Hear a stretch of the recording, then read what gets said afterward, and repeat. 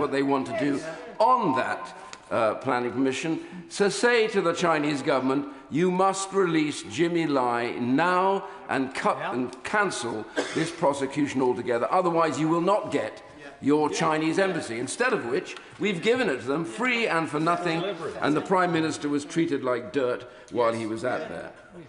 The reality is, Mr. Speaker, that Sebastian Lai and Claire Lai, children of Jimmy Lai, have fought for him, and I feel sorry for them, and my thoughts go to them. But surely, that indeed a sad day for anybody that believes in freedom, justice, the legitimate rule of democratic-made law, and now will the government call for a humanitarian parole. Minister. I thank the right honourable member for his question. He may have missed my reference in my opening remarks to Jimmy Lai being a British citizen, but perhaps I can reiterate that again. And it is important to reiterate what also we have said today, which is that we call on the Hong Kong authorities to release Jimmy Lai immediately on humanitarian grounds so that he may be reunited with his family and for him to be receiving all the necessary medical treatment and for full access to independent medical professionals. The right honourable member will also know that the Prime Minister raised Jimmy Lai's case with President Xi on the 29th of January in Beijing. And since the visit, the Foreign Secretary has been in contact with Mr Lai's family.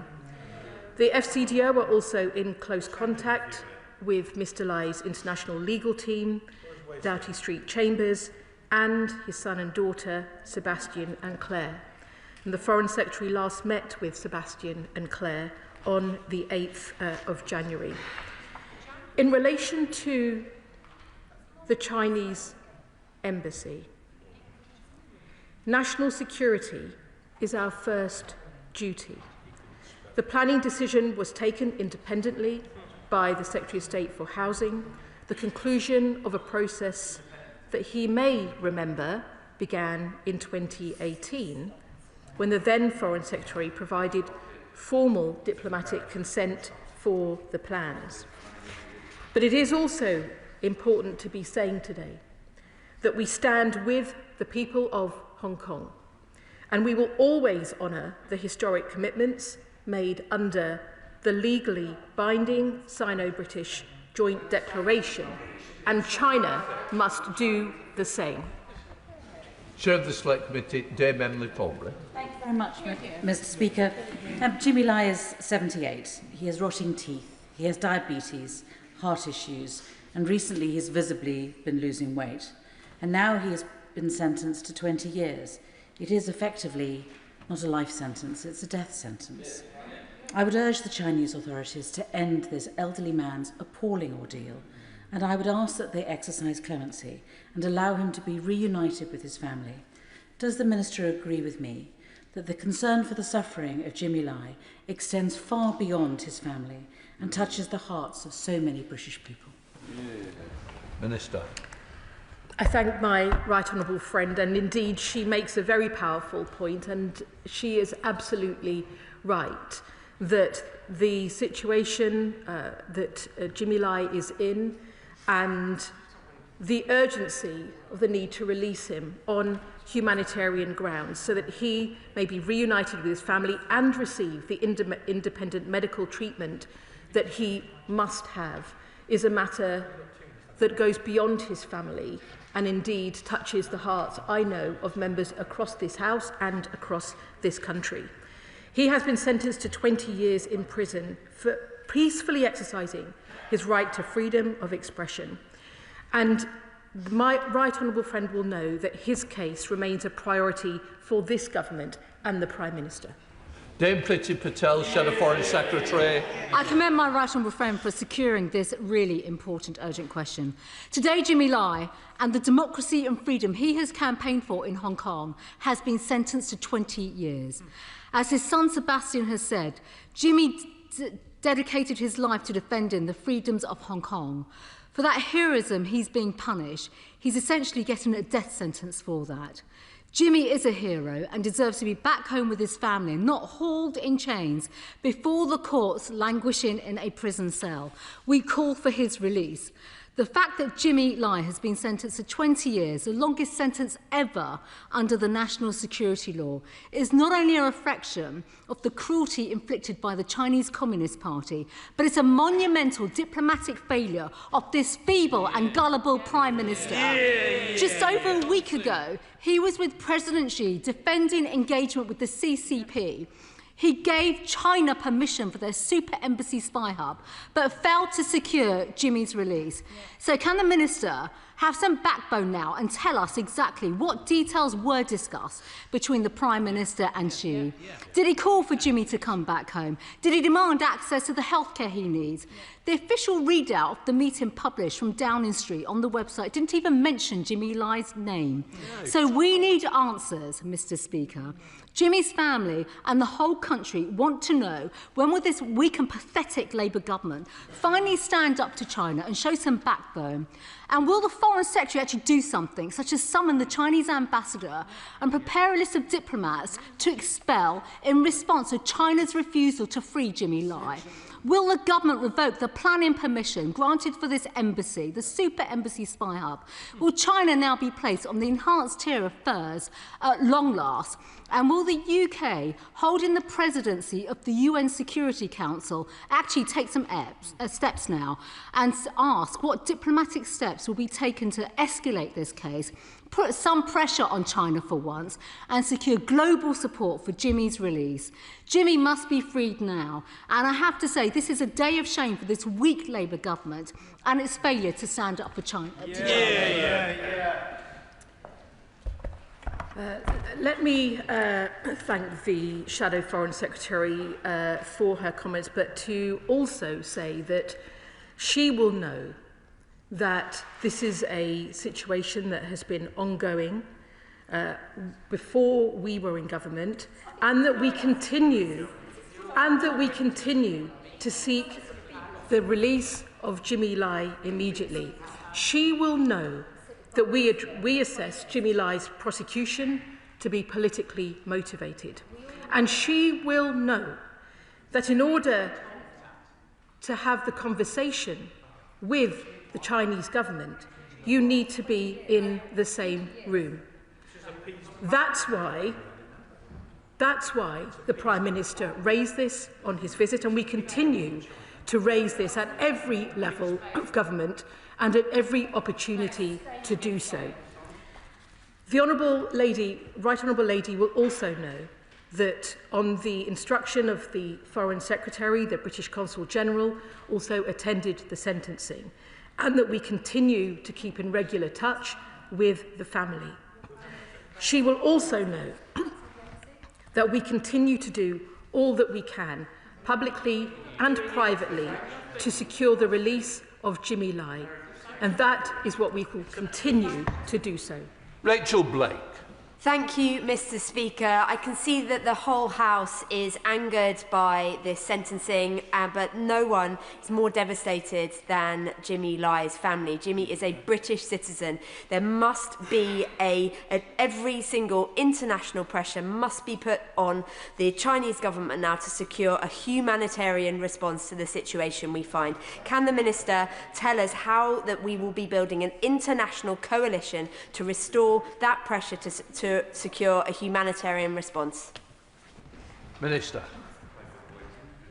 I thank my honourable friend for her comments, and indeed for the work that she has done on behalf of her constituent. And I can confirm that we are in discussion with our allies, including the US and Australia and Canada and the EU, on doing what we can internationally to continue to advocate and secure the immediate release of Jimmy Lai. Lisa Smart, Liberal Democrat spokesperson. Thank you very much, Mr. Speaker. I know that the whole House shares my horror and disgust at the politically motivated imprisonment, conviction and sentencing of Jimmy Lai. Last week, following his trip to Beijing, the Prime Minister suggested that he could change outcomes for Jimmy Lai and Hong Kongers by speaking softly with President Xi. It's clear now that the Prime Minister's trip to Beijing failed spectacularly to secure Mr Lai's release. Has the government summoned the Chinese ambassador to make clear this House's shared outrage? Jimmy Lai's experience is the most visible example in terms of Beijing's efforts to suppress any and all criticism of the CCP, but it is far from the only one. Pro-democracy Hong Kong activists living in the UK continue to face intimidation, repression and threats from Beijing. Could the Minister provide any guarantees to those Hong Kongers that they will not face further persecution or intimidation at the hands of the CCP? Minister. Thank the honourable member for her comments, and if I can also share that that we continue to raise Jimmy Lai's case publicly and privately with the Chinese government. And it is important also to note that in December, when we did summon the ambassador at the verdict, senior officials in the FCDO summoned the Chinese ambassador to condemn the development in the strongest terms. And there is a public readout of those representations made during that meeting. And what is continuing to be the case is that any attempt by any foreign state to intimidate or to harass or harm individuals in the United Kingdom will not be tolerated, and we have taken action to do more to support law enforcement and training in this country to make sure that that is the case. Mr. Speaker, many of Jimmy Lai's family, including his son Sebastian, are my constituents. They are devastated by today's sentence that risks being a death sentence for a 78-year-old British citizen, a much longer sentence than any of the co-defendants and the longest ever under the national security law.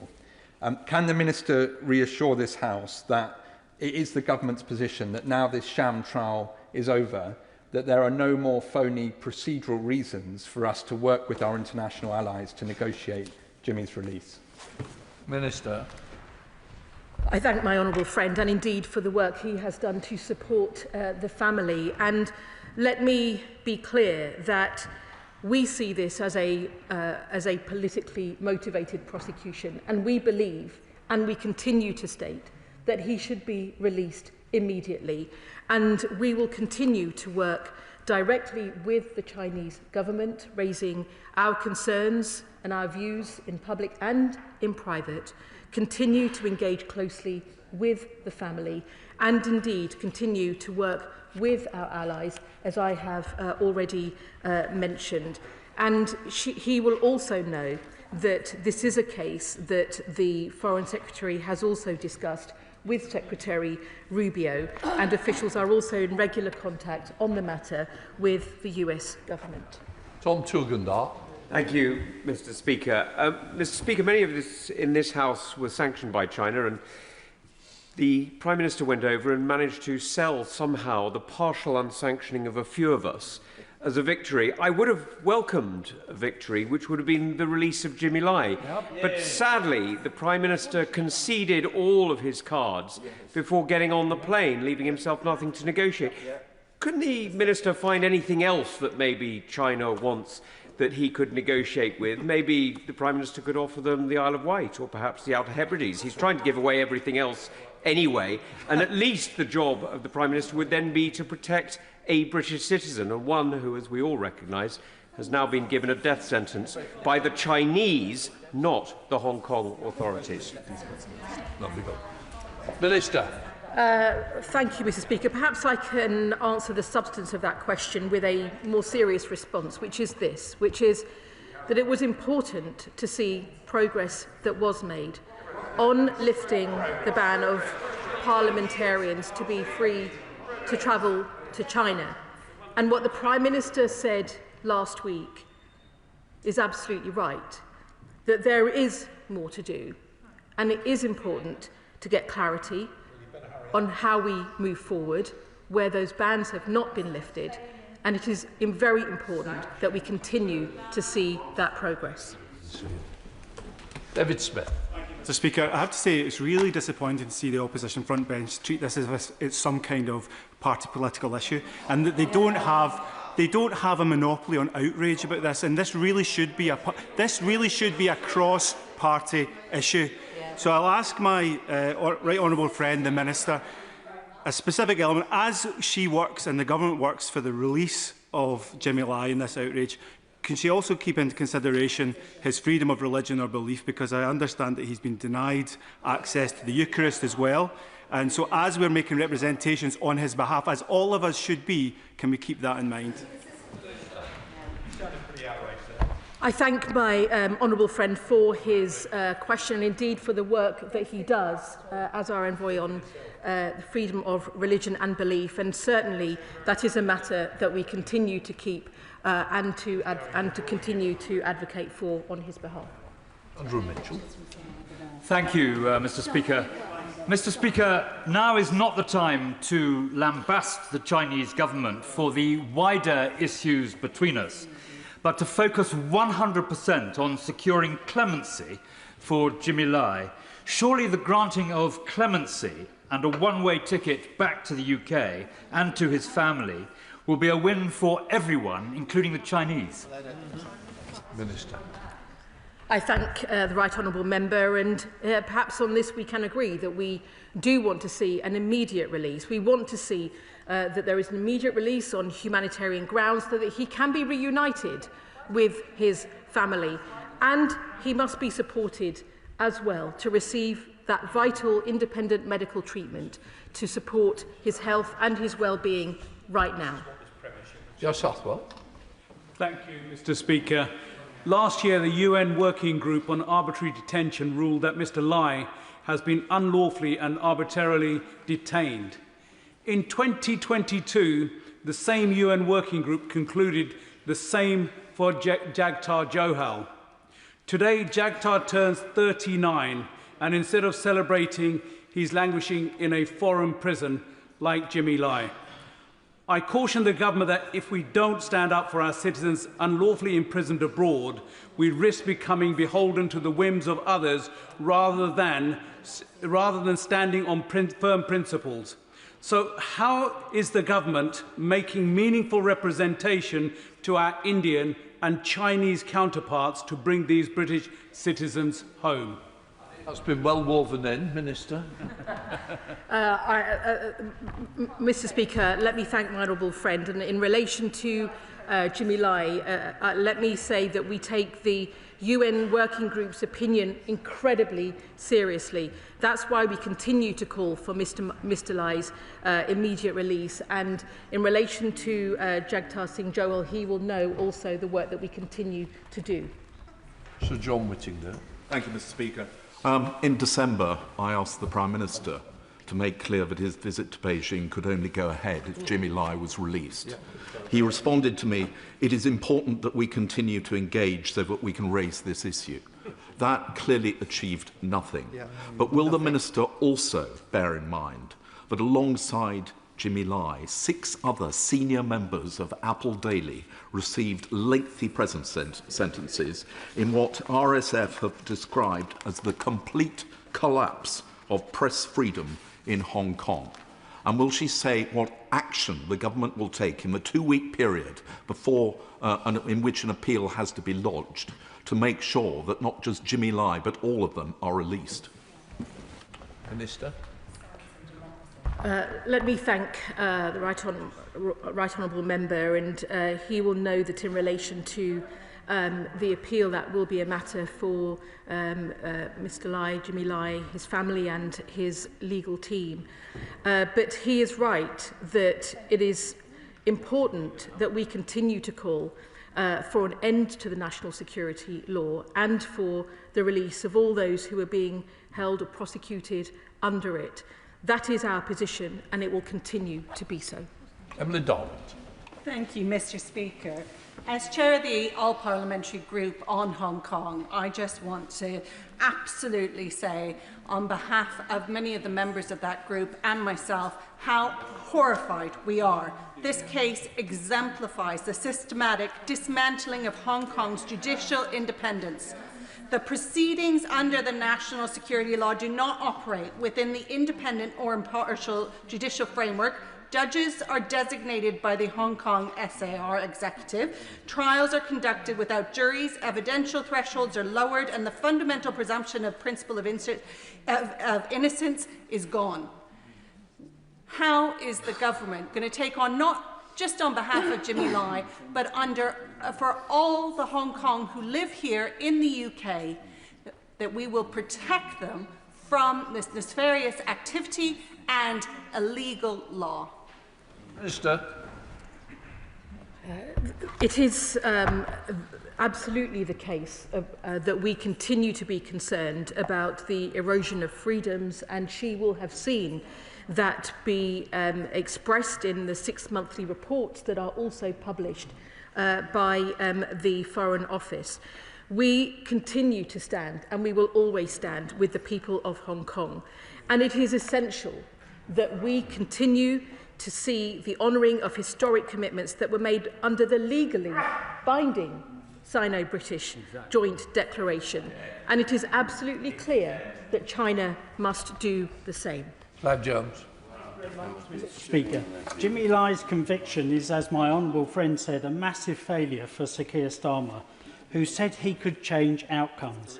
This sends a worrying signal to Hong Kongers living in Wokingham and across the UK. Many Hong Kongers face intimidation from China when they are simply standing up for their civil liberties.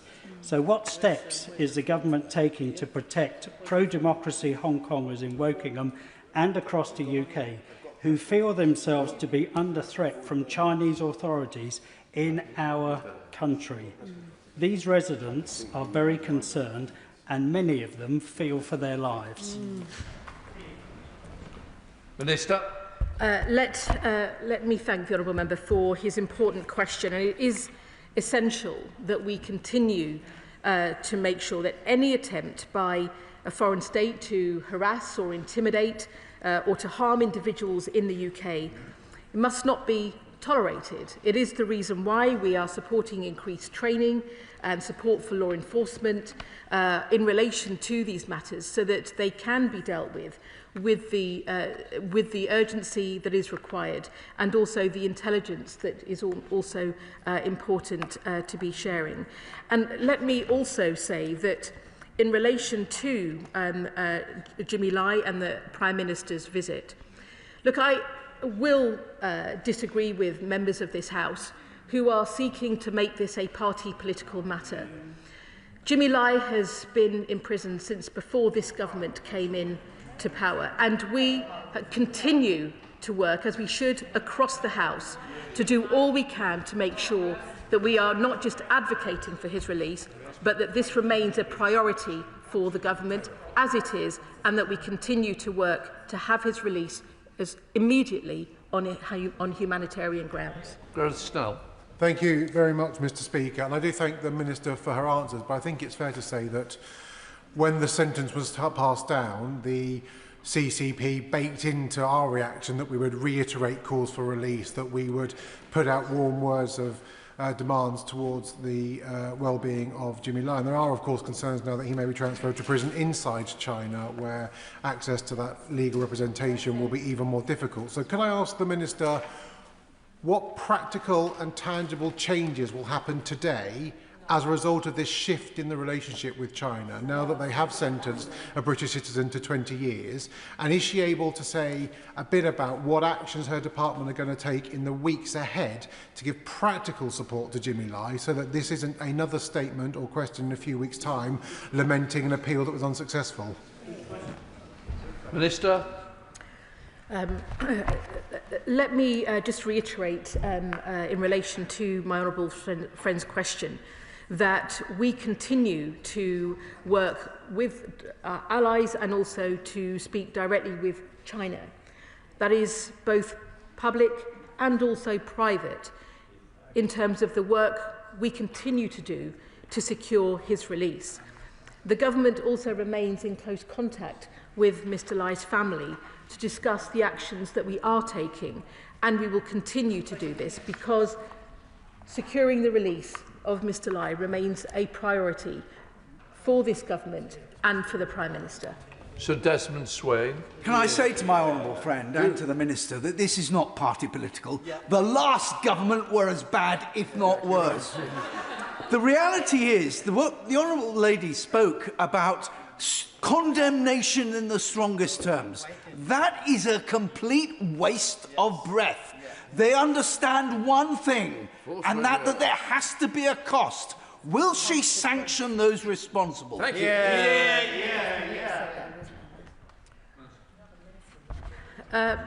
Mr. Speaker, I think the honourable member, I think, will perhaps disagree, but I think the key point is that you can't move forward unless you're in dialogue. And that is why what the Prime Minister did in going to China and in raising this directly has opened the doors to further conversation. And it is important to say that we continue to advocate for the release of Mr. Lai in public and in private, and that we remain in close contact with Mr. Lai's family on the steps that we are taking.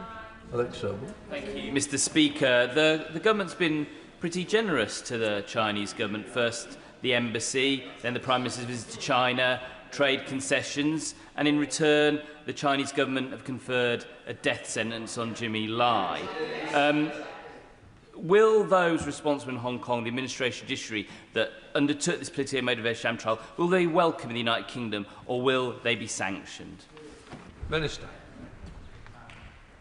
I thank my honourable friend for his question, and he will know, in relation to what we have said, how important it is that we continue to see that what we have seen under the Sino-British Declaration is upheld, and that we expect those standards under the Declaration not just to be held in relation to those historic commitments by Britain, but that we expect China to do the same. Stephen Gatton. Speaker, Mr. Speaker, the Minister will be aware that there is cross-party consensus that we are horrified by the jailing of Jimmy Lai. But she'll also be aware that there are consequences when a UK government is perceived as being weak, and they have consequences for British citizens. Now, she said that the Prime Minister spoke softly. He also spoke ineffectively. So will she tell us what's next?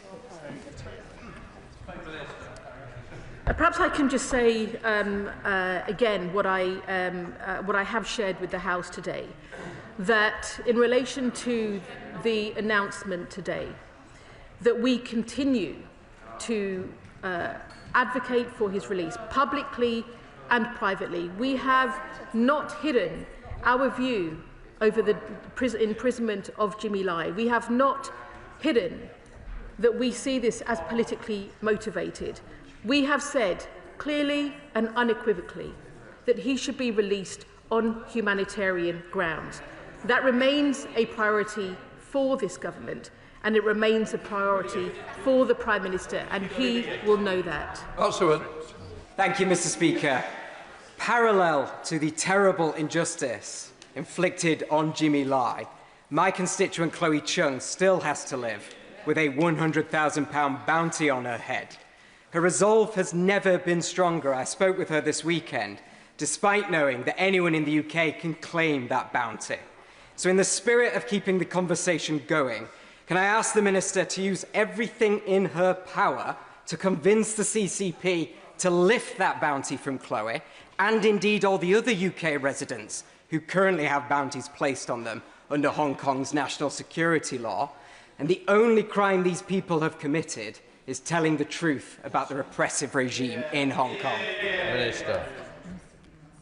I thank my honourable friend, and I do agree with him. And what I will also say is that we will not tolerate this harassment and intimidation in the UK. And the safety of Hong Kongers in the UK is of the utmost importance for the government.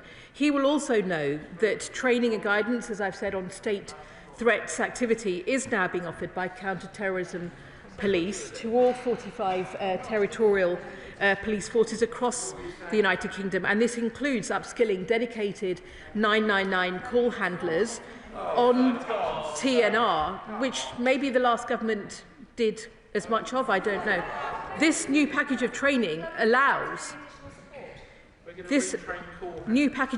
does allow frontline police officers and staff to increase their understanding of the threats that foreign powers present, and we will continue to work with my honourable friend in relation to his constituents. I'm sorry, Mr. Speaker, but this is really hopeless. I mean, no disrespect to this particular minister, but I'm sure you've noticed, as I have, that whenever something indefensible comes up, they always put middle-ranking or junior ministers in the front line. Why isn't that? Maybe she's abroad, maybe she's in her sickbed, but otherwise, why isn't the Foreign Secretary voluntarily making a statement rather than sending someone else to take the flak in this position, which really is not fitting of the outrage that honourable members, and there are honourable members on both sides, feel about the fate of Jimmy Lai. Well, Mr. Speaker, I'm not sure whether to take part of that as a compliment in relation to not being directly targeted, but as the Minister for the Indo-Pacific, it is a case in which I take great interest, and it is important that we are here in front of the House today. Pritchard. The Minister has read Confucius, the Chinese philosopher 2,500 years ago, I believe, and the Silver Rule, which talks about mercy and compassion. And whilst all of us in this House will continue to campaign for Jimmy Lai's release, could the Minister at least confirm whether there is consular access to Jimmy Lai, not just consular communication, and would she call upon President Xi, who no doubt has studied Confucius, to revisit compassion and mercy and at least allow medical treatment, correct diet, and allow Jimmy Lai to be released from solitary confinement? Minister. Mr. Speaker, the honourable member may already be aware that we continue to seek consular access, and that it is important that we continue to advocate for the release of Jimmy Lai on humanitarian grounds. And I'm sure that that message is one that is going out loud and clear from this House. Dr. Andrew Morris. Speaker, the Trump administration is not known for its record on human rights, and yet the US has been perfectly prepared to sanction Chinese officials, CCP officials, who have been abusive. And yet the UK has sanctioned nobody. Why is that?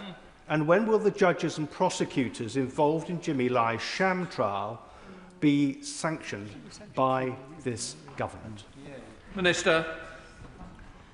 I thank the honourable member for his question, and what I will say is that in relation to what we expect to see happening in Hong Kong, that it is unacceptable that we have not seen those commitments, those historic commitments that we made at the time of the Sino-British Joint Declaration be upheld.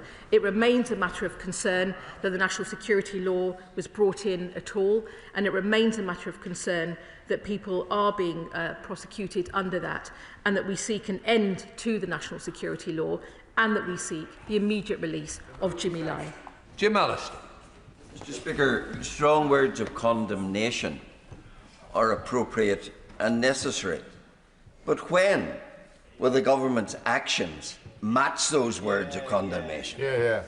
Minister.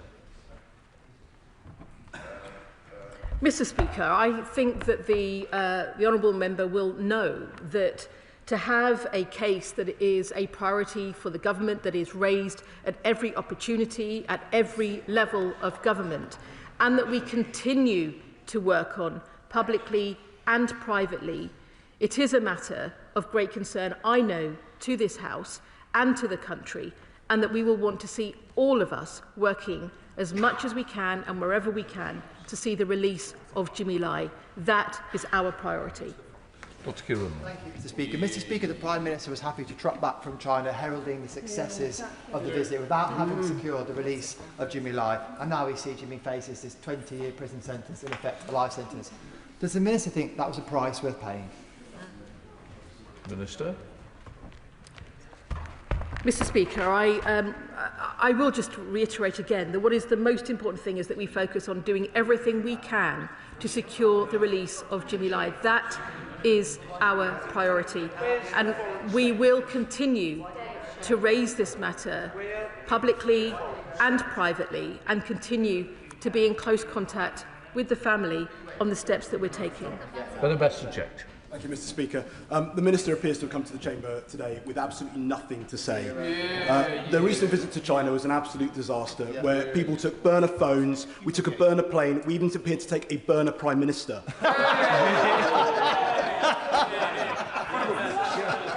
So, the Minister has recently said, earlier in the statement, she made reference to progress being made in these discussions. So can she outline exactly what progress has been made, and can she also outline what the response was from the Chinese government when the Prime Minister raised the case of Jimmy Lai with them directly? Minister. Mr. Speaker, the Prime Minister's recent visit allowed us to open up discussion and dialogue directly with the Chinese government at the highest level. Something, it seems to me, that the party opposite have forgotten is actually quite important in having a discussion and dialogue, including on incredibly difficult issues with other governments.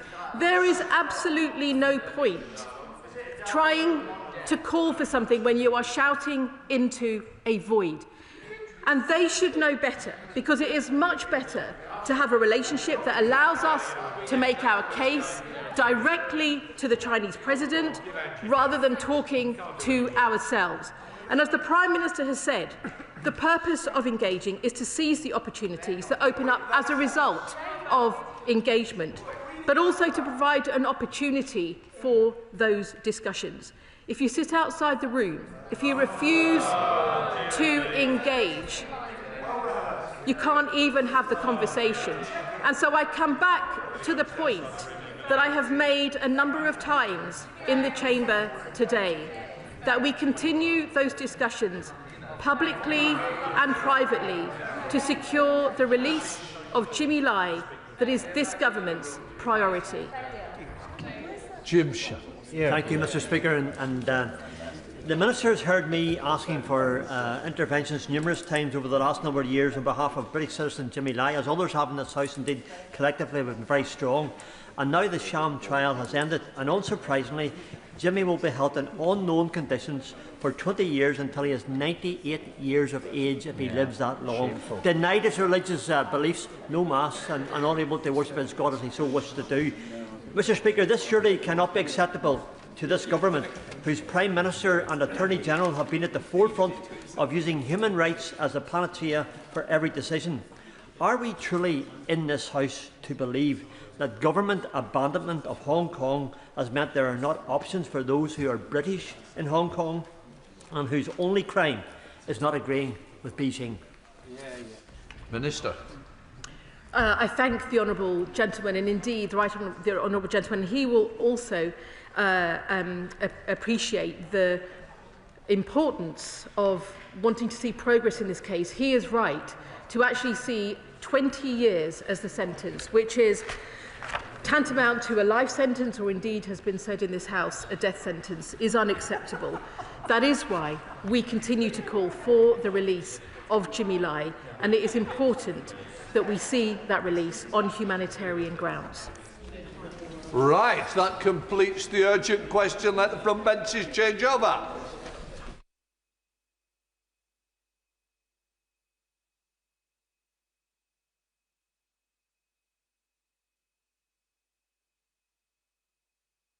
Statement, Darren Jones. Thank you, Mr. Speaker.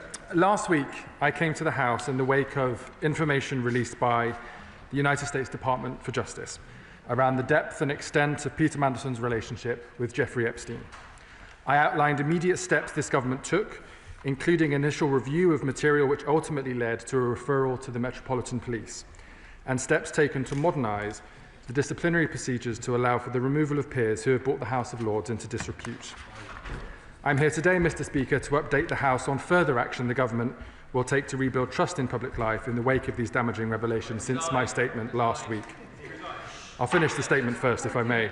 Mr. Speaker, I am sure the House will agree with me. The issues of standards, while important in and of themselves, do not meet the scale of disgust that we all have when we see powerful, rich men misuse their positions to abuse women and girls.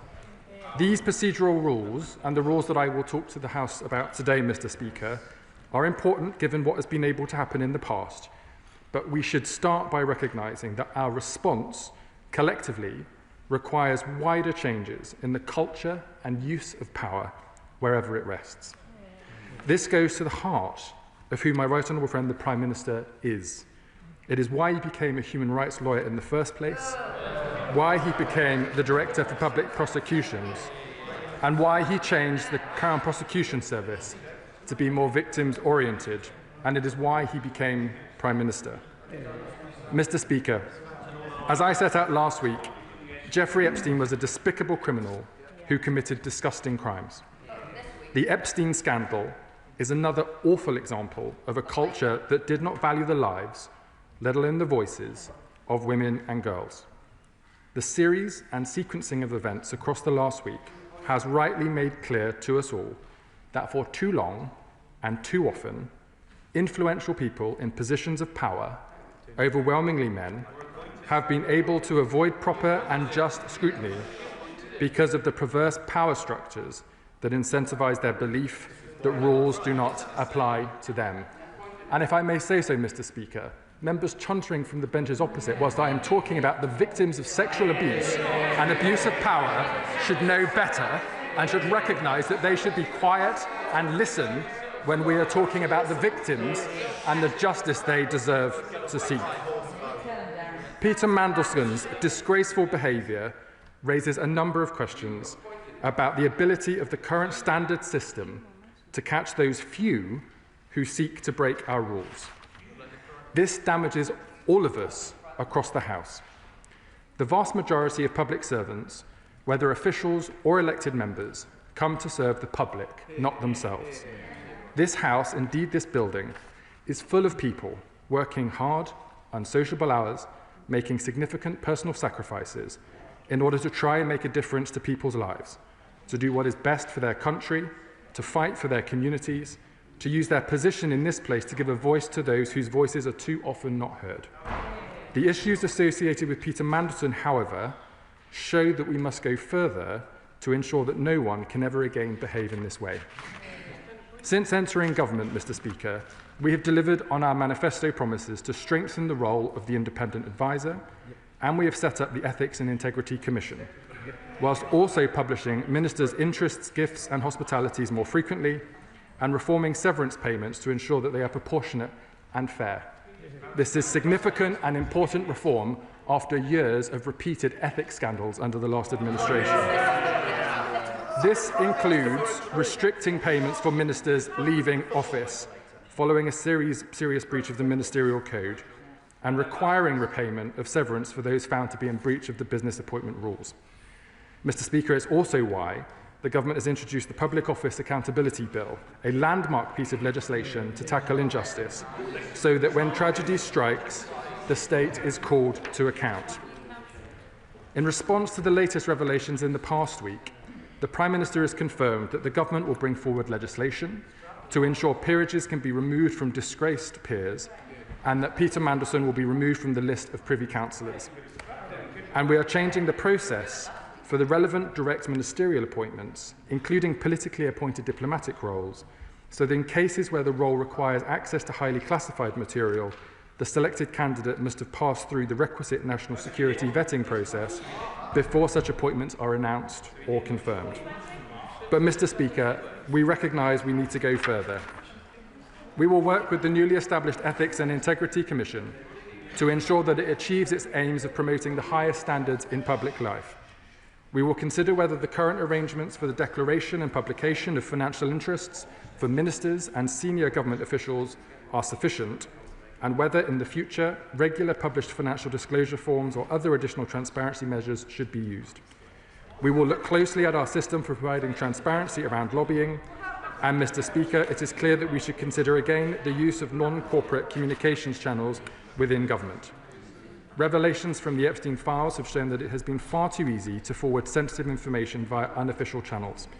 There is a lack of clarity about the use of non-corporate communication channels within government, which has raised concerns about the security of official information.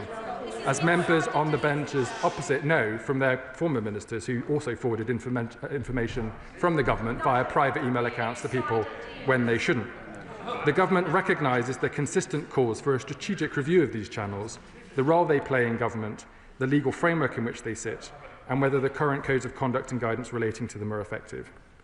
Mr. Speaker, this work will focus on the issues for government, but will complement a range of work being carried out in both this House and in the other place. The government is committed to the principle that second jobs for members of Parliament should be banned outside of very limited exceptions, such as maintaining professional qualification. The Committee on Standards is currently conducting an inquiry into second jobs, and we are working with the committee to deliver meaningful change as quickly as possible. The House is considering the legislation currently before Parliament to introduce a duty of candour, and the Prime Minister has been clear that we will bring forward legislation to enable the removal of peerages from those who brought the House of Lords into disrepute. And, Mr. Speaker, the Government will ask the Lords Conduct Committee to expand its work reviewing the Code of Conduct in the other place to consider whether standards issues, including the rules relating to peers and lobbying, need to be reformed. Finally, Mr. Speaker, I want to provide the House with an update on the response to the humble address motion passed by the House last Wednesday. The Government is committed to publishing all relevant documents in line with the motion agreed by the House and is working at pace to do so.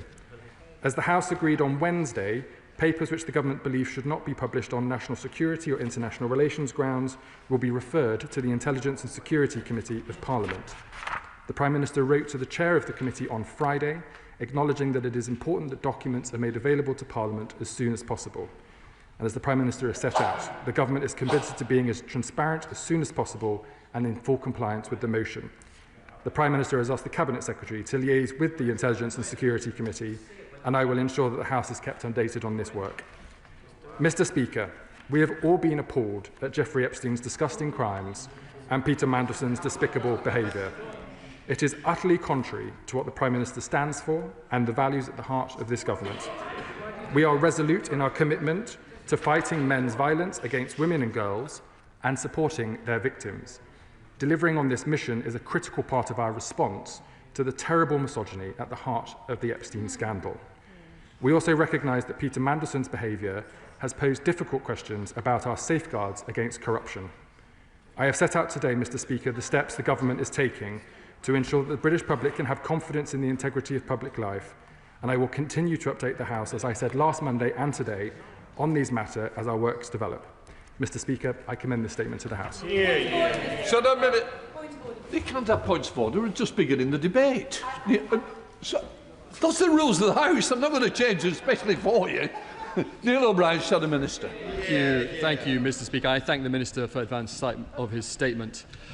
Mr. Speaker, the Prime Minister's authority is gone and his government is starting to collapse. But the PM's decision to appoint Peter Mandelson raises massive questions about standards in public life, questions which the Minister's statement today just doesn't answer. Mr. Speaker, advisers advise, but ministers decide. And on that basis, can the Minister explain why it was right for Morgan McSweeney to resign, but not right for the Prime Minister to resign? Morgan McSweeney might have provided the advice, but it was the Prime Minister who made the decision to appoint the best friend of the world's most notorious paedophile to be His Majesty's ambassador in Washington. And the PM did this despite knowing that Mandelson had stayed in Epstein's house while he was in jail for child prostitution. The problem is not the structures or the processes. The information was there. The warnings were there. The problem is that the Prime Minister had all of that before him and yet chose to ignore it. He cannot keep blaming others. He cannot blame the process. He must start taking personal responsibility. For the record of this government on standards is truly extraordinary. First, the Prime Minister was embroiled in the freebies scandal. £107,000 in gifts given to him since 2019, and a personal donor being given a Downing Street pass. Then the Prime Minister was reprimanded by his own ethics advisor over the appointment of a non-disclosed Labour donor to be the football regulator. His Transport Secretary, an ex-cop, had to resign over misleading the police. His anti-corruption minister had to resign over corruption. His homelessness minister had to resign for making people homeless. And then his deputy prime minister, housing minister, had to resign over a £40,000 unpaid tax bill on her house. No wonder even the leader of the Scottish Labour Party now says that the PM must go. Mr Sarwar says, and I quote, "There have been too many mistakes and that he has no choice but to be honest about failure where I see it." He is right. Now let me turn to some specific questions. First, can the Minister confirm whether Peter Mandelson received a golden goodbye severance payment signed off by the government? Why has the government refused to answer this question since September? It's been reported that the golden goodbye was between £39,000 and £55,000, more than the average person earns in a year, Mr Speaker. This is grotesque. And what steps is the government taking to retrieve this incredible payment for resigning in disgrace? It sounded from the Minister like he was saying he couldn't do it. I have to remind the Minister, at the moment at least, they are actually the government. They can take action. Second, will the government agree to a full investigation into Peter Mandelson's behaviour while he was our ambassador? On 27th of February, Mandelson arranged for the Prime Minister to meet Palantir, a client of Global Counsel, his own company. It was not recorded in the Prime Minister's register of meetings. It only emerged later. Palantir were then directly awarded a £240 million contract by the government. I make no criticism of Palantir. My point is simply, why wasn't it recorded? How many more such lobbyist meetings with the PM were there? And what other inside information was being shared? Will he agree, yes or no, to a full inquiry into Mandelson's time as our ambassador? Third, let me ask about another New Labour veteran put forward for a public office despite his known association with a paedophile. Number 10 have said that they investigated Matthew Doyle's relationship with a convicted paedophile, Sean Morton. Number 10 gave Doyle, the PM's former Director of Communications, a peerage after purportedly examining this matter. But they have never clarified whether their relationship continued after Morton's conviction. If Doyle cut ties with Morton upon his conviction, why doesn't the government just say so? So I asked the Chief Secretary to clarify this, and will he agree to publish all the documents relating to that appointment? Fourth, the Chief Secretary told the House on the 2nd of February that a review of the decision to appoint Mandelson was underway. What form will it take? Will a statement be laid before Parliament? When? Will Mandelson be interviewed as part of that review? Will it include the potential involvement of hostile intelligence services? And finally, has the government substantively responded to the ISC's request for more resourcing so it can do its job properly in reviewing the papers that are about to be released? Mr. Speaker, no amount of process or fiddling about with procedures can compensate for a Prime Minister who lacked the judgment to act on information put before him. The Prime Minister was warned about Mandelson. He knew, but he decided it was a risk worth taking. And as the leader of the Scottish Labour Party pointed out today, it's not just the Mandelson affair. Time and time again, the Prime Minister gets it wrong, from the winter fuel payment to the family farm tax. And just like with the grooming gangs inquiry, the PM has once again put his own political interest ahead of the interests of victims. Mr. Speaker, at the start of his statement, the Minister says the PM's choices in this case go to the heart of who he is. And that is what we are worried about, Mr. Speaker. The PM's head of communications has resigned. The PM's chief of staff has resigned. The leader of the Scottish Labour Party says the Prime Minister should resign. It seems like more and more people, even in the Labour Party, are now coming to the same conclusion as the public. This country deserves better. Minister Darren Jones. Thank you, Mr. Speaker. I'll remind the honourable gentleman that the public had their say at the last general election and elected a landslide Labour majority and put the party opposite into a historic defeat. And might I say that one of the reasons, in my view, Mr. Speaker, that the public booted that lot out of office was because of the repeated failings in standards and ethics. From the PPE contracts to dodgy friends to lying to Parliament to the sex misconduct scandals. And he says to me, why is it that ministers that have breached the code have resigned? Because we fixed the system. The reason we have an independent ethics advisor who can't be directed by the Prime Minister, as was the case under the previous party, is because it is independent. And when ministers have been found to break the code, they have gone, because that should be the consequence for doing so. The honourable member has asked me about what the Prime Minister knew at the time of Peter Mandelson's appointment. The Prime Minister has answered this question repeatedly, Mr. Speaker. The information that has come out since his appointment has made it clear that Peter lied to the Prime Minister about the state of his relationship with Jeffrey Epstein. And had the Prime Minister have known then, at the point of appointment, what we all know now, with the privilege of hindsight, he would not have appointed him in the first place.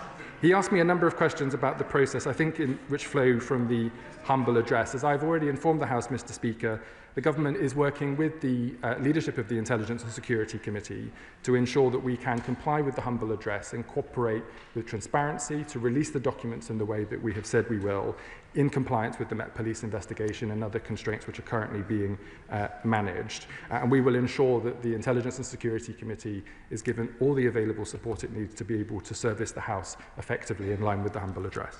Is that it? Where should we go? Dame Emily Thornbury. Thank you very much, Mr. Speaker. I'm grateful to the right honourable gentleman for his speech and for telling us that relevant direct ministerial appointments, including politically appointed diplomatic roles, where they have access to highly classified material, will have to pass the requisite national security vetting process before such appointments are announced or confirmed. I know that it may sound a little surprising to members opposite because they probably didn't hear what he said because they were barracking the minister so much. But I mean, that's to be welcomed. However, the Foreign Affairs Committee has believed that Peter Mandelson should come in front of our committee before he was sent to Washington, and we were right. And we shouldn't have been prevented from seeing him. In the past, political appointees to ambassadorial roles have nearly always appeared before the committee, but only at the Foreign Office's discretion. We don't want discretion anymore. We would like it written into the rules that before someone is appointed to an ambassadorial role, or the chair of the British Council, or the director of the BBC World Service, we would like those political appointees to appear in public before the Foreign Affairs Committee and to answer our questions. Can I thank the Chair of the Foreign Affairs Select Committee for her question? She raises important points about the process, particularly for the appointments of ambassadors and the delay between announcement, appointment, and also the host country then accepting their appointment to formally appoint them to their role. That's why we've made it clear today that the security vetting process will now have to be concluded before announcement and confirmation. She asks me about the role of pre-appointment hearings. I know that the Permanent Secretary of the Foreign Office has already informed her committee that the committee is entitled to invite ambassadors to appear before them to answer questions, and of course we continue to keep all other pre-appointment hearings under review. Liberal Democrat spokesperson Lisa Smart. Much, Madam Deputy Speaker, and I thank the Chief Secretary for advance sight of his statement. We must remember that we're having this debate today because of the courage of the women and girls who spoke out against Jeffrey Epstein and those connected to him. Their bravery has forced us to confront uncomfortable truths around power, accountability and the standards we must demand from those in public life. There are many questions swirling around this place about judgment, rightly. And while you can't legislate out poor judgment, you can put in place a better system that leaves as little to chance as possible. And successive governments have failed to do that. From Partygate to ministerial code breaches that went unpunished, we have witnessed a systematic deterioration of standards and the current system is broken. The ministerial code lacks legal force. We need structural reform, and I welcome some of the measures that the Minister has mentioned in his remarks today, including the ability to boot out peers whose behaviour falls below the standard we should all expect. The Ministerial Code must be enshrined in law with genuine sanctions for breaches. The Ministerial Code must extend beyond its current parameters to include senior public servants like ambassadors, and we agree that vetting standards must also be made tougher, and they should include trade envoys like Andrew Mountbatten, Windsor. We must also ban those who've served in any capacity for a current foreign administration from donating to political parties, think tanks or campaign organisations, and we must end government by WhatsApp. All ministerial instant messaging conversations involving government business must be placed on the departmental record. These should be published quarterly alongside emails, letters and phone calls to ensure greater transparency. We should also protect whistleblowers through a new Office of the Whistleblower with legal protections and criminal sanctions on ministers who fail to report wrongdoing. Just this morning, Madam Deputy Speaker, I met the lively and engaged Year 12 students from Hazel Grove High School. When the next election rolls around, they can all vote. They deserve better than the broken system, and we should all be working hard to restore the public's trust in politics. Chief Secretary. I thank the Honourable Lady for her statement and remarks. I think we all agree that we don't just need effective rules, but effective enforcement for people who break those rules. And these issues have highlighted the fact that there is more work to do. And I look forward, as does the government, in working on a cross-party basis to make sure, as she said, that we bring justice for victims who are affected by the abuse of power. Absana Begum. Thank you, Madam Deputy Speaker. In December 2025, Palantir won a 3-year contract worth £240 million from the government. This contract, which is 3 times larger than any that Palantir has previously won, was awarded without tender. Will the Minister ensure that there is full transparency of how this decision was made and who was involved? And does he agree with me more widely that resignations under the last government meant that true accountability could be evaded and obscured, and that all our constituents wanted from us and this government was the change that we promised to deliver? In the first part of my honourable friend's question, I can assure her that all procurement rules have been followed, but if there is any suggestion of wrongdoing, we have powers under the Procurement Act to take action if required. On the second part of her question, I agree with her that the public were calling for change at the last election, partly because of the repeated scandal issues that happened under the last administration, and that's why, as I've set out today, we've already taken action to make the Ethics Advisor independent, institute the Ethics and Integrity Commission, and as I've set out in my statement today, we will go further. Select Committee Chair Simon Hoare. Madam Deputy Speaker, could I ask the Chief Secretary the following points? He said in answer to an earlier question the documentation would be released in compliance with the Metropolitan Police. Can he ensure that his department, number 10, and the Met understand what parliamentary privilege means and assert it on behalf of this House? Secondly, he's mentioned the bill which would remove Mandelson's title is in preparation. Now that's a short bill. Could he tell us when he expects to see it introduced in this place and guarantee a one-day process for all stages of the bill? And his statement today is entitled Standards in Public Life. Knowing that Mandelson was a friend of Epstein, forget the extent, and all of Mandelson's baggage, could the Chief Secretary finally explain to the House why Mandelson was ever on the short list of people being considered to be appointed to probably our most important ambassadorial role? Secretary. Can I thank the Chair of the Select Committee for his questions? On his first question around privilege, I don't for one second question the supremacy of Parliament or the basis of parliamentary privilege. All I meant to say was that the government is in discussions with the Met Police, who have launched a criminal investigation, and that it's important that we work with them to ensure that information is released that doesn't then affect their criminal investigations. The Cabinet Secretary and others are in discussions with the Met Police about that, and we hope to be able to say more soon. On his question on the bill, as I informed the House last week, the government's preference is to bring forward legislation that could be applied to any peer who is subject to breaching the rules and bringing the other place into disrepute. We have begun the work at looking at the scope and ability for that bill to be brought forward to the House. I've been informed that that has not been, a bill of that nature has not been brought before Parliament since 1425, and that there are the 1970 bill, Madam Deputy Speaker, if I may have a few moments, was about a collective group of peers who had been, I think, collaborating with the Nazis around the Second World War. This issue is different. This is about standards that should apply to all peers in the House of Lords, and you should have appropriate mechanisms for that to be instigated.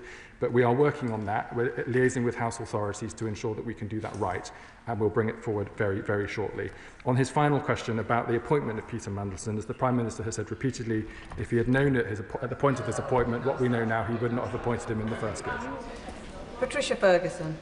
Thank you, Madam Deputy Speaker, and I thank the Chief Secretary for his statement. And I wonder if he could tell the House how the Prime Minister is considering strengthening the role of the Ethics and Integrity Commission, given his commitment to improving standards in public life. Chief Secretary. I thank my honourable friend for her question. The Ethics and Integrity Commission has been set up only very recently by this government to play an important role in relation to standards in public life. We want to work with the Ethics and Integrity Commission together to ensure that we set it up for success in delivering on the issues and reforms that I've mentioned to the House today, and that's the basis on which we will be collaborating with them. Chair of the Standards Committee, Alberto Costa. Thank you, Madam Deputy Speaker. Madam Deputy Speaker, I never make comment about any conduct or standards issues that may impact on individual MPs, precisely because of my adjudicatory role in the Committee on Standards, and I don't propose to refer to the Prime Minister in respect of the potential that if not all documents are disclosed to the House, it might be a breach of privilege. But I do want to just say gently to the Minister this, that when he constantly refers to the past and to my party in government's role with breaches of the standards issues, from this moment on, will he accept that given the litany of issues that have befallen the Labour government, as outlined by my honourable friend at the dispatch box, that it would really behove him if he stopped doing that and just ensured that going forward the Labour government acts with the same standards of conduct that it demanded of my party in government? And might he request the Prime Minister, given the statements that he's made here today, to attend a meeting with the Committee on Standards to outline exactly how, moving forward, the Prime Minister will uphold the highest of standards? Chief Secretary. On the first part of his question, Madam Deputy Speaker, I agree that we need to ensure that we have a standard system both in this place and the other place that meets the challenges we're talking about today. That is not a party political issue. I merely make reference to the performance of the last government, given the chuntering that we've had from the benches opposite when I was talking about the reforms we're bringing forward to ensure justice for victims and appropriate powers to tackle corruption in the future. On the second part of his question, I'm sure that if he writes to the Prime Minister's office will engage with him and his committee on his invitation. I call Polly Billington, followed by Steve Darling. Polly Billington. Thank you, Madam Deputy Speaker. I think it's worth reminding my honourable friend that one of the things that people keep going back to is that the decision was made that this appointment was worth the risk. And what we finally found out was that some people decided that the rules didn't apply to them. Considering how important tackling violence against women and girls is to this government and to this Prime Minister, could the honourable gentleman agree to meet with women backbenchers in particular to discuss the possibility of exploring further how we tackle misogyny in public life? Secretary. I would be very happy to meet with my honourable friend and colleagues and to do anything I can in pursuit of that outcome. Steve Darling. Thank you, Madam Deputy Speaker. It is jaw-dropping how many rich and powerful people were within Epstein's orbit and how many of them believed that they were untouchable. It's important that we have a culture that is supportive and trusting around whistleblowers. Does the Minister agree with me that we need to have an office for whistleblowers as the backbone for such a positive culture? Chief Secretary. I agree with the honourable member that we need to ensure those processes are available in all circumstances. My understanding is the legislation was updated in recent years, but I'm happy to consider any inputs from the honourable member and other members in the House if they wish to send them to me. Joanna Baxter. Thank you, Madam Deputy Speaker. I thank my honourable friend for his statement, and would he be able to confirm the actions the Government has taken to ensure that direct ministerial appointments, including political appointments, must pass the appropriate security vetting processes prior to those appointments being announced or confirmed? Chief Secretary. I can confirm from my honourable friend that the rules have been updated to ensure that national security vetting must receive full clearance before any direct ministerial appointments are confirmed publicly or then confirmed for appointments at later stages. As I said to our honourable friend, the Chair of the Foreign Affairs Select Committee recently, for ambassadors in particular, the process can often be quite stretched out over a number of days from announcement to being confirmed by host country and then fully being in post. But we will update the rules to make sure that what happened in these circumstances with Peter Mandelson can't happen again. Sir Ian Duncan-Smith. Madam Deputy Speaker, I don't doubt the right honourable gentleman's desire to put things right. What I slightly doubt today is that right now, today, when everything is about the Prime Minister's judgment, that this looks a lot like smoke to me. This is right, but not right now. And the point I simply say to him is that the point about Mandelson is that all of this stuff was actually known in conversation discussion. He was sacked twice for impropriety in government office.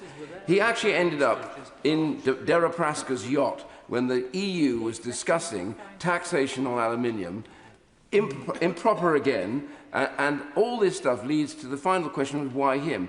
Then, of course, the vetting was not good enough, but it could have been had they bothered to check everything. And I simply say to the honourable gentleman, there is a big question to be asked here, as my honourable gent said. Surely this is ultimately about the Prime Minister's judgment in overruling anything that he found and deciding for his own purposes that this man should have been appointed to our Chief Secretary. The right honourable gentleman will know that the Prime Minister apologised last Thursday for having appointed Peter Mandelson to the post. As he said repeatedly, had he seen the information that we are now all able to see from the release of documents from the US Department for Justice, which showed the level of corruption, but also the deep and extensive relationship that existed between Peter Mandelson and Jeffrey Epstein, on which Peter Mandelson lied to the Prime Minister about at the point of his appointment, he would never have appointed him in the first place. Alex McIntyre. Thank you, Madam Deputy Speaker, and I thank my right honourable friend for his statement. My biggest concern, the biggest concern of my constituents, is that the impact of behaviour like Peter Mandelson's undermines trust in our politics and in our democracy, because quite frankly, all parties in this House have had scandals related to someone in their party. It gives us all a bad name. So can I ask, from the bottom of my heart, can this government get a grip of it and end the sleaze and scandal culture that has engulfed all of our politics, all of our parties, so that I can go back to my constituents and say, no, we're not all the same? Chief Secretary. I thank my honourable friend for his question. As I said in my statement, the vast majority of members of this House, but also civil servants and other political appointments in the other place, come into politics to serve the public, not to serve themselves. But what the Peter Mandelson issue has shown is that for all of the rules that we have in place that work for the majority of people doing the right thing, there have still been loopholes for people who want to do the wrong thing, and those are the loopholes that we're now going to close. Stephen Gethins.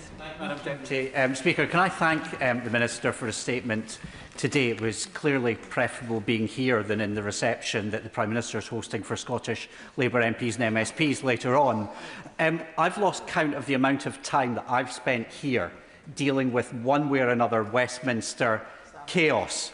And it often relates to members of the House of Lords who are there for life, be they Labour, Liberal or Conservative. This statement's tinkering. When will they commit to what they've committed to for 115 years and dealing with the obscenity that is the House of Lords? The honourable member will know that the government's committed to working with peers in the other place to modernise the House of Lords, and that we agree that that needs to happen. That's why we're in the process of removing hereditary peers and why we're working with the authorities in the other place to make sure that we deal with the issues we're talking about today.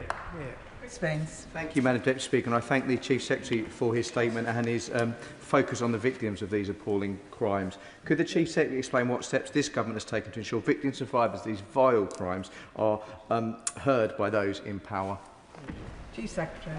I thank my honourable friend, and he's right to bring us back to the victims of Jeffrey Epstein and all women and girls who have been subjected to these atrocious crimes across the country, because evidently their voices continue to not be heard and these crimes continue to perpetuate. That's why the government's committed to halving violence against women and girls, and why it's introduced the measures to ensure standards of public life are enforced in this place and in the other place too.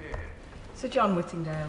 Thank you, Madam Deputy Speaker. Can I tell the Chief Secretary, in relation to his previous answer, that the Foreign Affairs Committee repeatedly asked for Lord Mandelson to appear.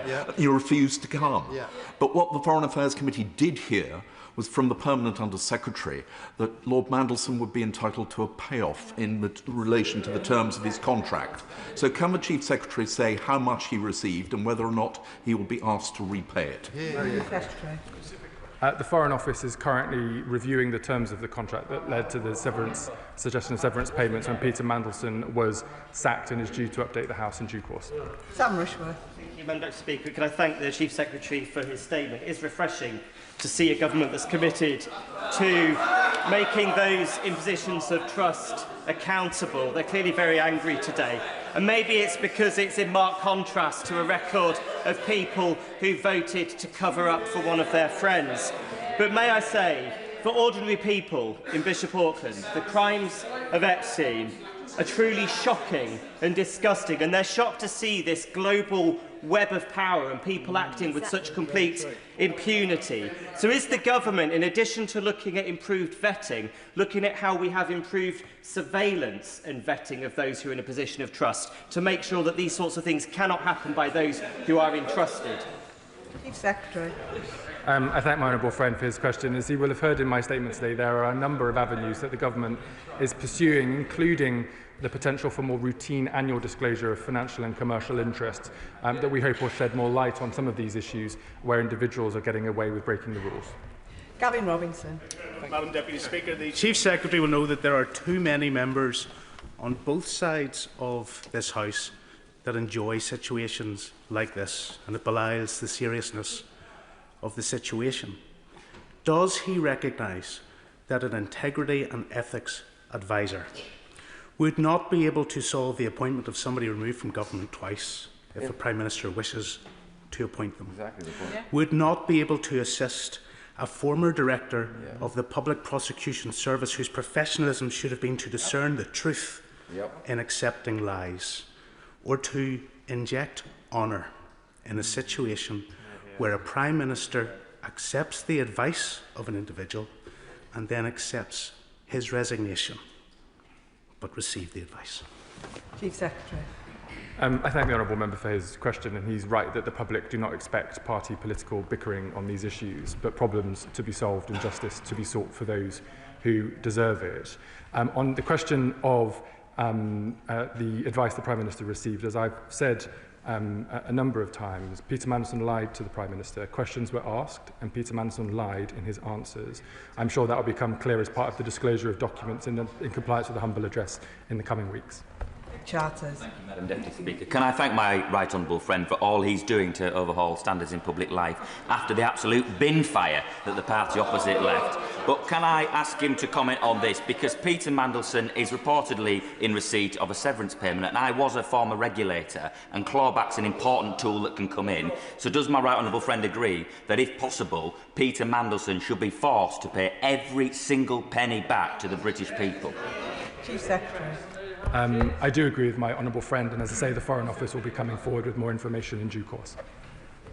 Richard Ford. Thank you, Madam Deputy Speaker. The Intelligence and Security Committee wrote to the Prime Minister last Thursday. The letter was published, and it included the following. The committee would be grateful to now be told the date on which we will receive the papers, such that we are able to plan the resourcing requirements. I don't doubt what the Minister said about the government being committed to being as transparent as possible, but in his statement the Minister repeated the phrase "as soon as possible." Can the Minister go beyond ASAP so that the Intelligence and Security Committee can plan the resourcing before receiving the papers? I can confirm the government will be working with the Intelligence and Security Committee. There are meetings, I think, happening today and tomorrow morning on that basis. The government is just liaising with the Metropolitan Police about the criminal investigation. Once that has been clarified, we'll be able to move forward with disclosures to the House. Burren Moon. Whereas, Madam Deputy Speaker, could the Chief Secretary elaborate to the House how the government will work with the Committee on Standards on proposals to ban second jobs for members of Parliament to deliver meaningful change. My honourable friend will know that it was a clear manifesto commitment of our party to ban second jobs for members of Parliament, except in limited circumstances. For example, where you have to maintain a professional qualification by being a doctor or a lawyer. The committee in the House is considering those issues, and I know that they've been working on them in quite some detail. The government is working with the committee to try to move that on as quickly as possible, and I know the committee wishes to do the same. Sir Julian Lewis. I think it's notable, Madam Deputy Speaker, that despite the government's huge majority, I think they've run out of people to stand up and defend their position. Now, the Minister is, and I'm not being patronising, the Minister is a very intelligent man. Therefore, I ask of him that he does not insult the intelligence of the rest of us when he talks about the Prime Minister having believed Mandelson's lies after he asked him questions. We now know from the forensic questioning by the Leader of the Opposition that the Prime Minister knew that the relationship between Mandelson and Epstein carried on, ongoing was the word, after his being jailed for paedophilia and prostitution-related offences. He apparently chose to ask for more questions after that and was lied to. What more did he need to know before knowing that this man should never be allowed within miles of the American post as our ambassador? Chief Secretary. My honourable friend will, in due course, see papers disclosed in compliance with the humble address, which will be very clear in showing the questions that were asked to Peter Mandelson and the lies that Peter Mandelson responded with in answering the Prime Minister's questions. Anne Davies. Madam Secretary, and I thank the Chief Secretary for the statement. We in Wales know how this story ends. The former Welsh First Minister Vaughan Gething was forced to resign following a serious error of judgment, and the Prime Minister had expressed full confidence in him. The Prime Minister then went on to appoint Peter Mandelson, despite his association with a convicted paedophile being a matter of public record. So what lessons, if any, does the Chief Secretary draw from this pattern of poor judgment at the very top of government? Chief Secretary.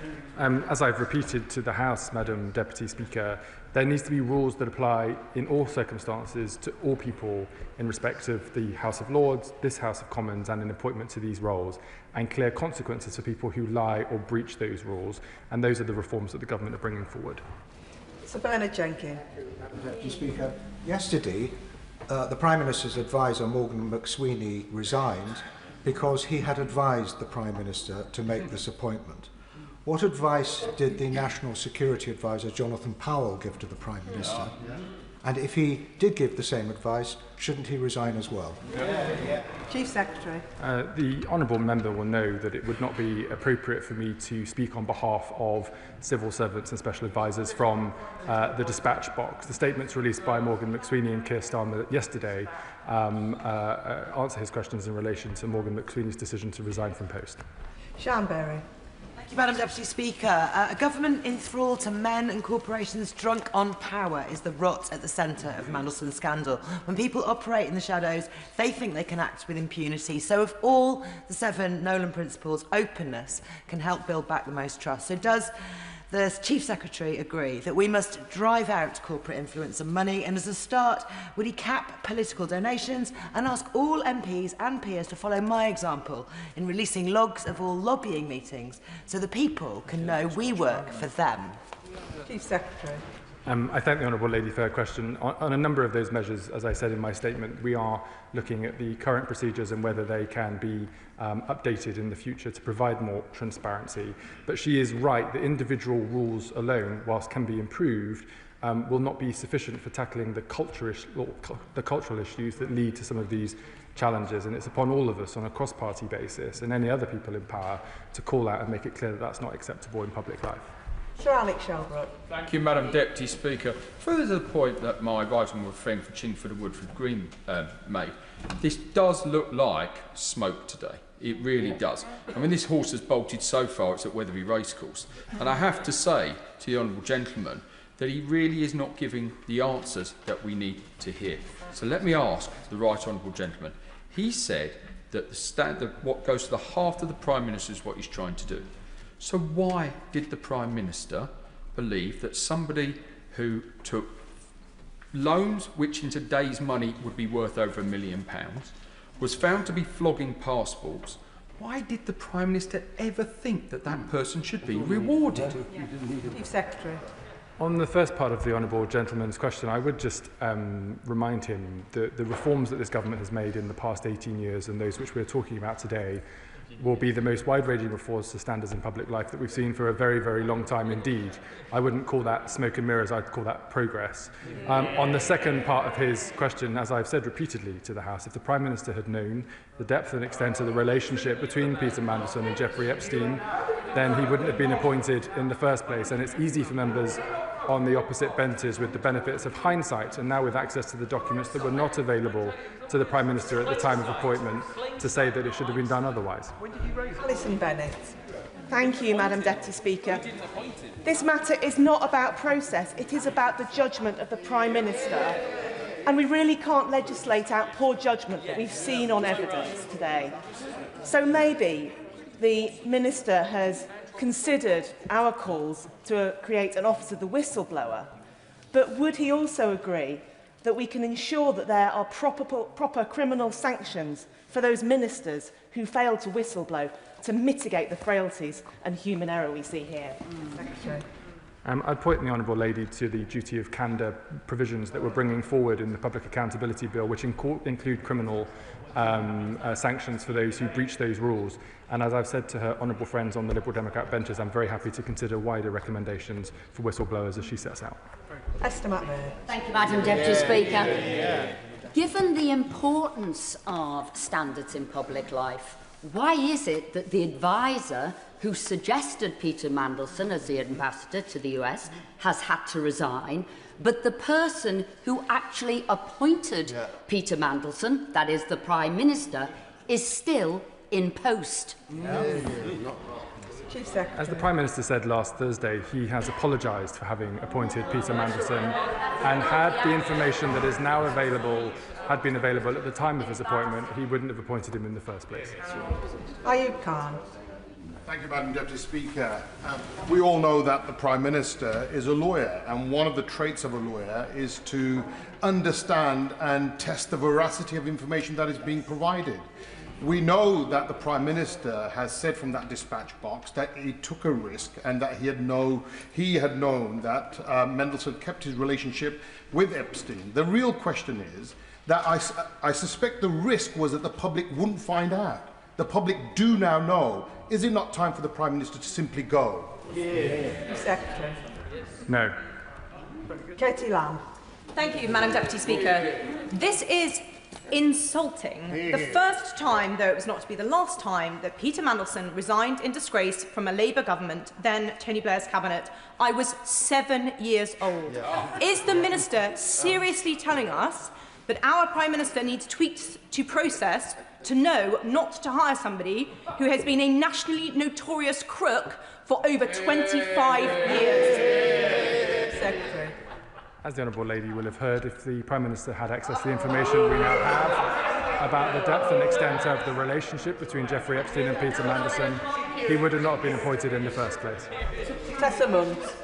Thank you, Madam Deputy Speaker, and if I may, I'll direct the House to my register of members' interests in relation to whistleblowing. I'm very hopeful that Chief Secretary knows that I was promised a meeting with him about the subject of whistleblowers during the passage of the Public Office Accountability Bill.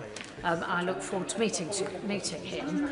I wonder if he is aware, I hope he is, that actually the current legislation dealing with whistleblowers directs them into the Employment Tribunal, of which there are 47,000 cases awaiting to be heard. We have to do something about whistleblowing and making sure the protections are in place.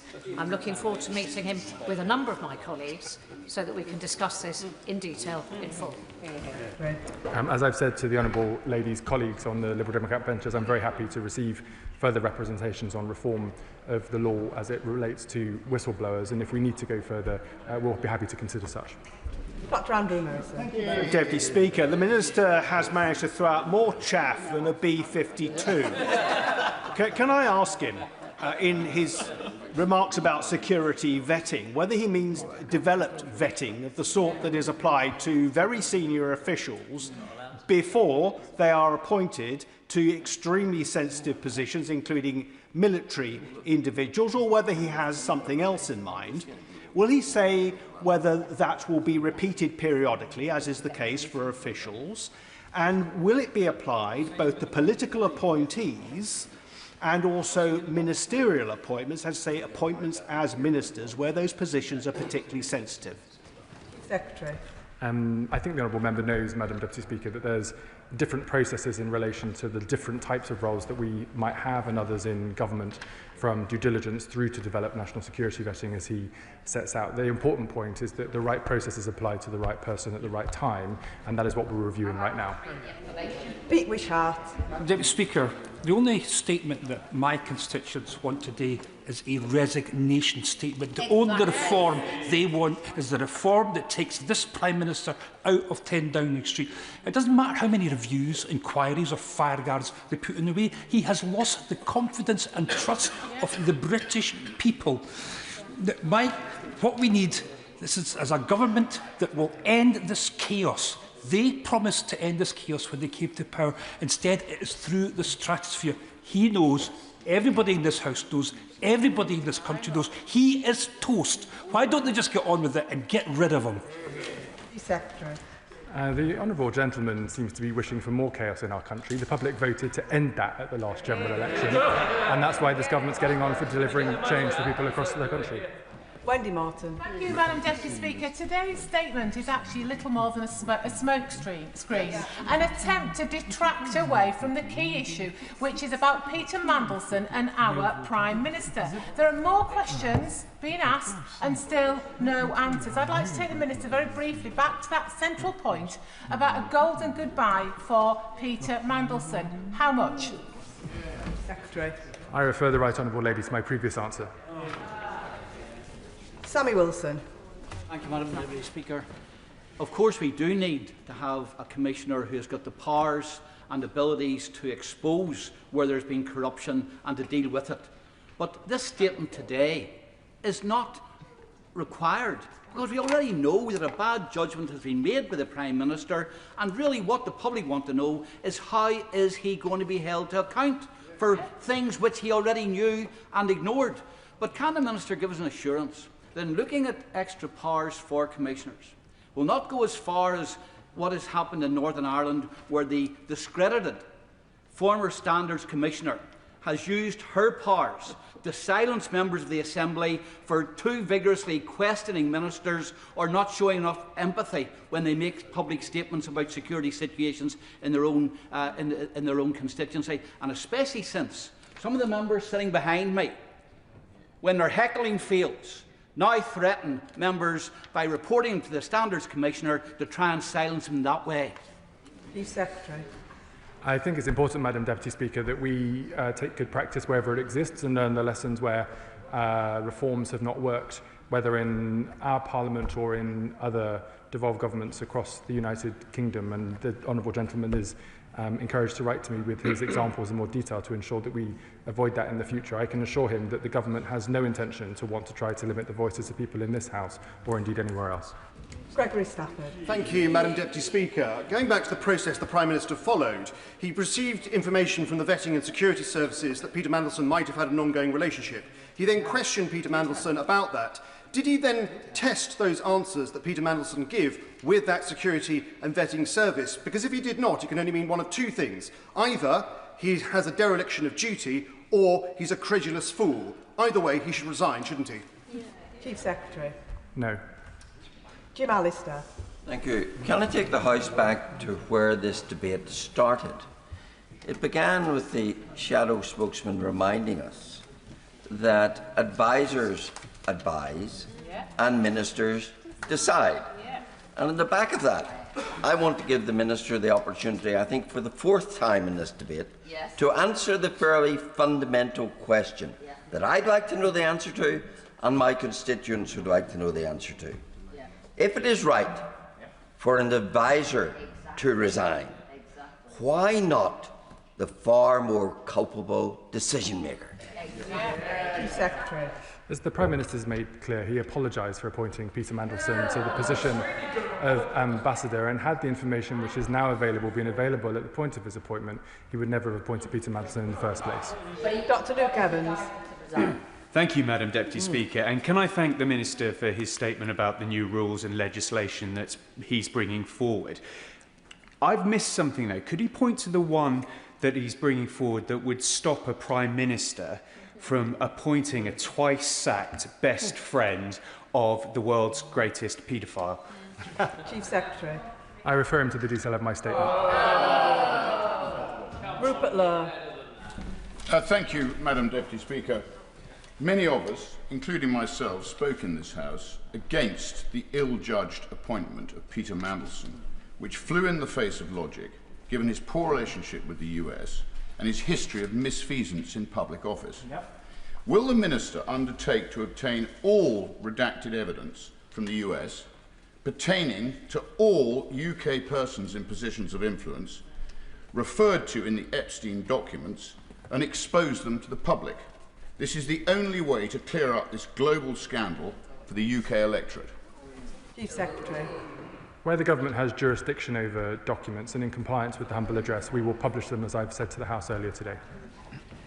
Ben Obsojecti. Thank you, Madam Deputy Speaker. The Minister keeps making reference to if we had known then what we know now with regards to Peter Mandelson's appointment. But the key fact is that we already knew of Peter Mandelson's ongoing relationship with Jeffrey Epstein, as the Prime Minister spoke about at PMQs last week, just as the government knew about Matthew Dawes' relationship with Sean Morton and still gave him a peerage after the internal investigation.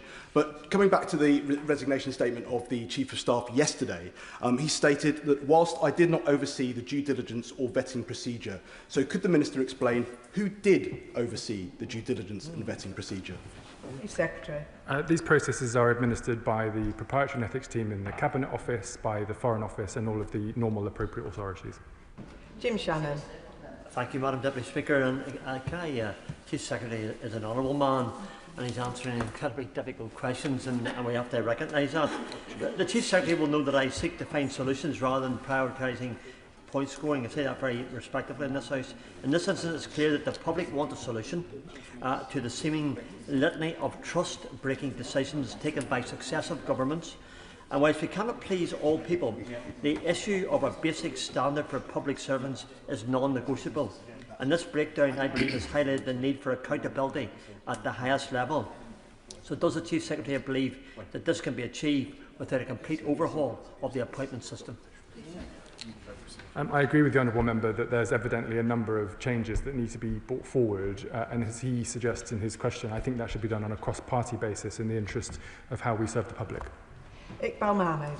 Thank you, Madam Deputy Speaker. The confidence in the Prime Minister is at an all-time low, and many of the reasons for that have already been discussed. However, one particular issue, the Prime Minister visited Palantir's head offices in Washington, DC in February 2025. Will the Chief Secretary confirm if Peter Mandelson advised the PM to visit Palantir, what the purpose of the visit was? Will the government publish details and minutes of the discussions that took place at this meeting? And will the government review all existing contracts with Palantir and suspend any further engagement with them until the investigations are completed?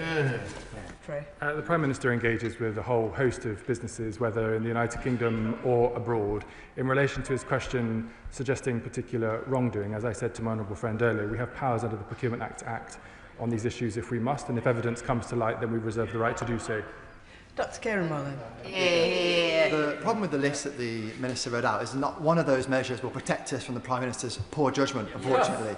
And before I ask him that question, I will just point out to him, as the Minister sat next to him knows, and he mentioned himself, the Government is currently putting through a House the Duty of Candour Bill, which will require Ministers legally to answer questions frankly and with information that they have, which people could usefully think that they should know. So I'll ask him for a third time, how much is the Peter Mandelson due to take as part of his payoff?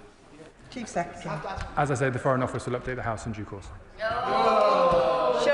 Showkat Adam. Thank you, Madam Deputy Speaker. I thank the Minister for his statement and definitely agree that Epstein's crimes were disgusting and Mandelson's behaviour was despicable. But I'd like to remind the Minister that under the last government, the now Prime Minister said this: a fish rots from the head down, and the real change had to be led and modelled from the top. Yet here we are, the issue is back. Despite the colour of the rosette changing, the Prime Minister's closest circle must now take the fall for his poor decision-making and appointing a man who is the best friends with a paedophile. Given that there is now a criminal investigation into his closest advisers, shouldn't he do the honourable thing and take his own advice? Chief Secretary. The Prime Minister, as he said today, is getting on with the job of delivering change for this country that the electorate voted for 18 months ago, rewarding my party with a huge majority in this House.